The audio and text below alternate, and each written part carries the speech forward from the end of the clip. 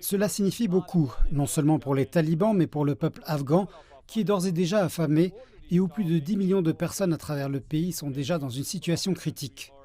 Il y a eu un différend à propos du siège aux Nations Unies entre les talibans et le gouvernement précédent, et les raisons derrière cela demeurent inconnues.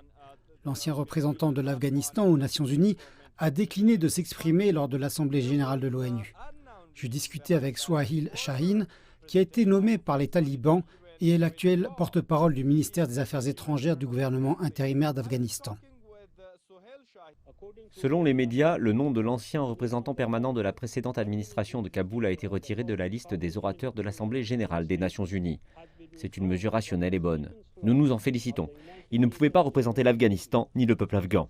À la place, ce sont des envoyés de l'Émirat islamique d'Afghanistan qui auraient dû être autorisés à prendre la parole à l'Assemblée générale des Nations unies. Nous présentons toutes les conditions requises pour représenter l'Afghanistan aux Nations unies, comme nous les avons dans tout le pays, et nous bénéficions du soutien du peuple afghan.